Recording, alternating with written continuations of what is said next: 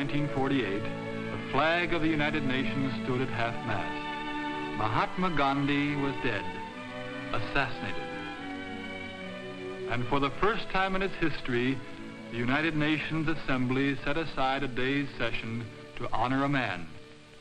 Not the head of a state, a general, a king, but a lone man who, without army, riches, or political alliance, had been called the most powerful man of the 20th century. Who was this man that all the world should mourn over him? 5 feet 5 inches tall, wearing a hand-spun cotton loincloth like the poorest of India's untouchables.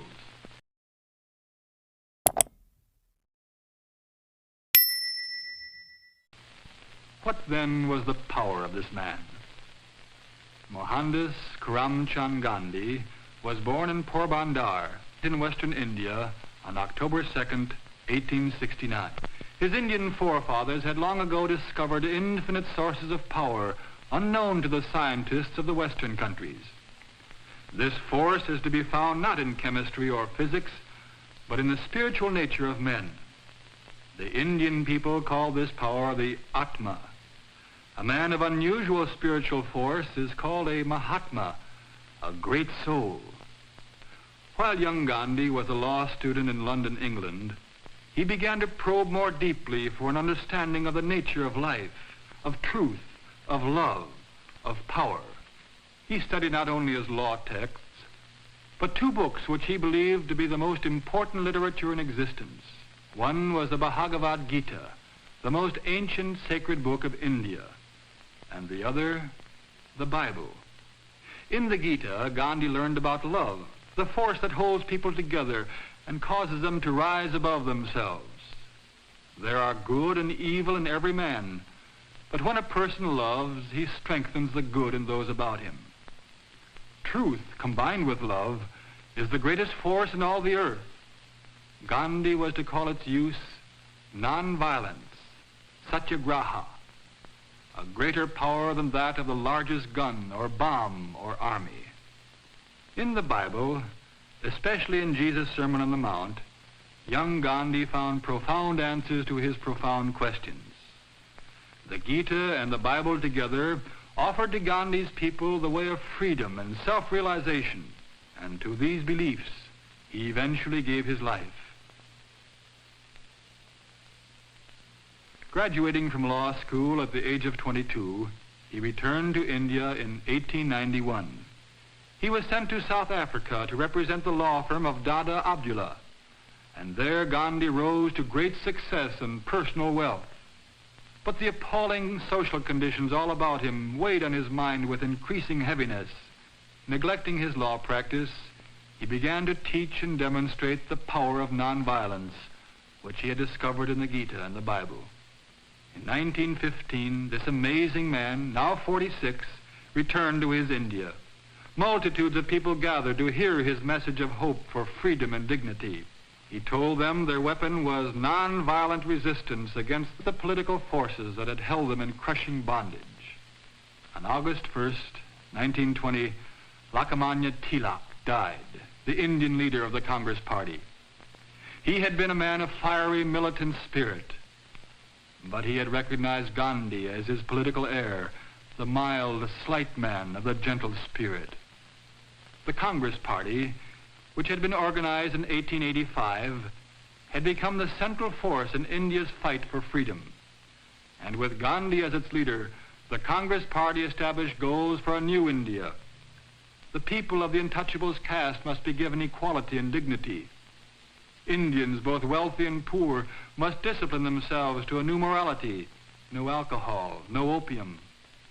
India's 300 million Hindus and 100 million Muslims must cease their bitter and deadly rivalry. There must be equality for women, and the people must establish a productive economy. In 1921, he began the new program simply, with a spinning wheel. India grew hundreds of tons of cotton annually, and yet Indians were unemployed half the year. Instead of sending their raw cotton to English mills, why not make their own cloth? Thus began the khadi or homespun movement. and the women were being freed. The veils were coming off their faces.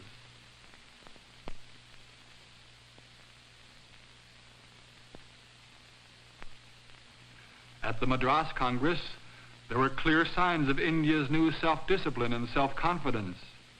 Gandhi came, his hands pressed together in the Hindu greeting which means, "My love and reverence to the God in you." When the 1928 Calcutta Congress convened, India was boycotting British goods and refusing to take jobs with the English government, but under no provocation did an Indian harm an Englishman.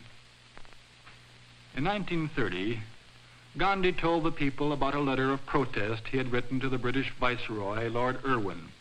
In the letter, he had voiced the Indians' bitter complaint about the type of British rule which reduced them to political serfdom. Great Britain has even taken from the Indian the right to make his own salt from his own sea, and yet Britain levies a tax on that salt when the Indian then has to buy it. Let there be a conference to discuss these many wrongs, he pleaded. Otherwise, he must try to point out to the British the evil that they did. He and some of his friends would do this by a non-violent march to the sea at Dandi, where Gandhi himself would break the salt laws. The Viceroy answered through a secretary. No conference. On March 12th of 1930, at 6:30 a.m., a slight man, 61 years old, clothed in a homespun loincloth, moved against the British Empire. With 79 disciples, he started a 200-mile walk to the sea. Others began to join him. The Viceroy and other statesmen watched with curiosity. Still greater crowds joined him. From all over India they came. Journalists from other countries were flown in to report on this march, this protest, this feeble and farcical protest, this far-reaching and fearsome protest. Each day he stopped for an hour to spin. He spoke to the crowd saying, "If any violence is shown against the British, then no matter what ends are gained, the march will have failed." On April 5th, they reached the sea. Then Gandhi marched into the sea, and from it he took a pan of water to be refined into salt. All along the shores of the sea, thousands moved in, each with a container to take out the water, distilling it, gathering the salt in great mounds. Soldiers came and confiscated the salt, but even yet more was distilled. Gandhi was arrested. People across the world, even the American and French governments, spoke out, questioning the British action. In India, millions of people demonstrated their impassioned protests. Soldiers and police sought to quell the multitudes with riot clubs. Still, no hand was raised against the British. On January 25th, 1931, Lord Irwin announced an end to the salt laws, as well as the release of Gandhi. The Karachi Congress appointed him to represent them at the Round Table Conference in London. He sailed from Bombay on August 29th, an infectiously happy man. In England, he attended the Round Table Conference of 112 delegates, most of them appointed by the Viceroy. As the meeting progressed, Gandhi realized that only division was being cultivated. Instead of a united India, plans were being discussed for a separation between Muslim and Hindu and Sikh and untouchable and Parsi and Indian Christians. Meanwhile, in India, during Gandhi's absence, the new Viceroy had made arrests without warrant, had suspended court trials, had outlawed political organizations and meetings, had seized property, had jailed 100,000. Gandhi returned to India. His wife and young Jawaharlal Nehru and the numberless followers of Gandhi now called him Bapu, the father. Bapu began his work immediately. His first consideration was for that part of the great Indian family called the Untouchables. For thousands of years they had been ostracized, but Gandhi ignored this strange mandate of the culture, and he gave them a new name, Harijan, children of God. The British, however, perpetuated this ancient tradition of separating the Untouchables by insisting that they have a separate vote in governmental matters. Gandhi now vigorously expressed his opposition to English treatment of the Harijan. And on January 4th, 1932, all India heard that he had been put in jail. Then they heard that Gandhi had gone on a fast. In the face of seething unrest throughout the land, the government took action. The 3,000 years of the untouchable segregation was brought to an end. But Gandhi recognized that official legislation would not be enough. Released from prison in September, he set out to change the heart of tradition-binded India in its attitude toward the Harijan. The Congress Party's program to shape a new India was slowly proceeding. The people were spinning their own cotton. Many of the oppressive British laws had been changed. The women had been given equality. The untouchables had been freed. And the country and the people had a dignity they had never known. Gandhi was dissatisfied. He was still looking for the answer to the great enigmas that were embedded in the life of his countrymen. So on October 24th, 1934, he announced his resignation from Congress. The essential life of India, he believed, lay in its 700,000 villages. With his wife, Kasturbai, he moved to Severgrad and began life as a simple villager. The world refused to accept his resignation. Congress leaders came to confer with this simple villager. Famous people of many nations and continents came to sit and talk in his one-room adobe hut. The floor was of swept earth, one rug, a spinning wheel, a soapbox for a desk. For a period of 4 years, Gandhi labored to develop communal life in the villages. Then a new unrest began to shadow India. England was threatened with war. What did that mean to India's hope for freedom? In 1938, Gandhi was forced back into politics. Serious differences of opinion began to manifest themselves in the Congress. Chandra Bose, now the Congress leader, was saying to the populace, "Give me blood, and I promise you freedom." Gandhi said, "Nations are violently giving demonstration of savage and futile warfare as a means of settling their differences. Now is the time to demonstrate nonviolence as the better means of seeking agreement and truth."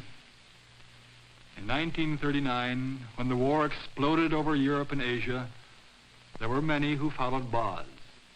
Nonviolence was too idealistic, too difficult, too slow. On March 22nd, 1942, Sir Stafford Cripps met with the Congress leaders and proposed that a new Indian constitution be drawn up after the war. Gandhi called this proposal a post-dated check and left the meeting not to return. He now had but 2 words to say to their English overlords: "Quit India." These words electrified India. They set off an outburst of demonstrations throughout the land. The jails were filled far beyond their capacity. Gandhi and Kasturbai were among the prisoners. And while imprisoned, Gandhi's beloved Kasturbai died, her head in her husband's lap. For 62 years they had been married. Gandhi said of her, "She was more of me than I was of myself." After a dangerously weakening fast, the 75-year-old man was released from prison on May 6th. 75 years. What had been accomplished? Muslim and Hindu were hatefully engaged in outbreaks against each other. Britain still held India in a crushing grip. The world's warring temperament was creeping over Gandhi's people. Still he went on, working, searching, praying. Then, on historic August 12th, 1946, Jawaharlal Nehru, Gandhi's friend, was commissioned by Sir Archibald Wavell to form a new Indian government. While the new premier reviewed the troops at the frontier, Gandhi quietly and patiently traveled among the Muslims and Hindus who were at civil war with each other. But he went to Noakhali, a district 80% Muslim, on a pilgrimage of personal penance because Gandhi believed he shared the guilt for this internal strife. He walked from village to village, living with them, learning from them, trying to teach them to love despite their deep-rooted enmity. His followers, too, went to work in the villages. Hindus, Muslims, Harijans, Christians. And at his meetings for prayer, the Bible, the Quran, the Talmud, the Gita, all were read with reverence. The riots quieted. And on August 15th, 1947, the flag of independence flew over emancipated India. Free India, proud India, jubilant India. Pakistan was declared a separate Muslim state, according to the demands of Jinnah and the Muslim League. While the people celebrated, the British withdrew their military forces. Although there were problems still to be worked out, this was the consummation of Gandhi's dream. India stood before all nations as a symbol that nonviolence can be an invincible force. It can bring about the peaceful solution of international differences. And so independence came to India. And at the center of all, Gandhi, father, Bapu.